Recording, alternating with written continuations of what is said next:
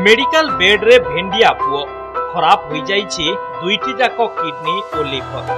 चिकित्सा पाई दरकार 50 लाख टंका। अर्थ अभाव रु होई पारुनी चिकित्सा। आमे आपनकु कहूछु गंजाम सानखेमुंडी ब्लॉक खिलिंगी पंचायत वासुदेवपुर गाँव कामेश्वर प्रधान को स्थान पुओ सारंग प्रधान को कथा। सारंग मुंबई रे सॉफ्टवेयर इंजीनियर भावे काम करुथिले। हठात असुस्थ हेबा परे से घर को पलाई आसिथिले।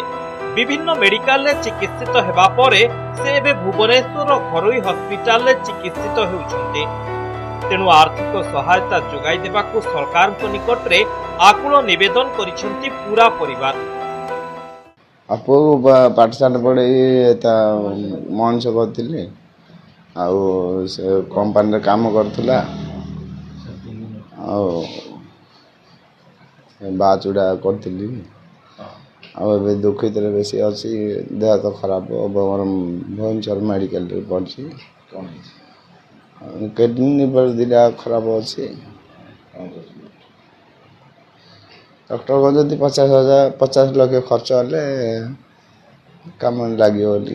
किडनी फेल रही जाइछि, नेभुरटा फेल रही जाइछि आ 50 लाख टका नागिबो। घर द्वार बिल बाड़ सब सरीगला आउ आमती को पे नाही आउ आमती केते भगवान केंदी साहाय्य कर। 1.5 वर्ष तले सारंगको विवाह होइथिला। हस खुशी रे संसार रे हठात घटी जाइछि कला अंधार। पुअर चिकित्सा पाई जमी बाड़ी घर द्वार बिक्री करि सारलेनी परिवार। हेले ऑपरेशन पाई दरकार 50 लाख टंका। किपरि हेबो पुअर ऑपरेशन जहाकु नै चिंतारे पूरा परिवार। सेपटे बापा और मां को आखिरु सुखुनी लुह।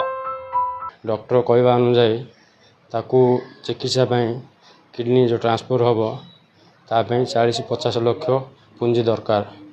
सेते पैसा तो हम मिडिल क्लास फैमिली नाही। तथापि आम जहाँ चेष्टा करछु घर द्वार सब बिकिकी तथापि होउनी संभव होउनी। सेतिपई सरकार को निवेदन कराउछि लोक मान को सहायता हाथ बढ़ाई टे सहयोग कले ता परिवार हस खुशी रे गड़ी उठियो।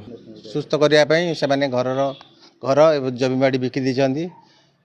आर्थिक संकट रे परिवारवासी तेणु मो पंचायत सरपंच हिसाब रे अनुरोध करुछि पंचायतवासी तथा सरकार को मीडिया माध्यम रे ताकू किसी साहाय्य आर्थिक साहाय्य को सहयोग कले आमे उपकृत हबु। जदि केही बदान्य व्यक्ति सहायतार हाथ बढ़ाते सारंग सुस्थ होई पारंते। दिगपहंडीरू कालुचरण नाहक रिपोर्ट, नंदीघोष टीवी।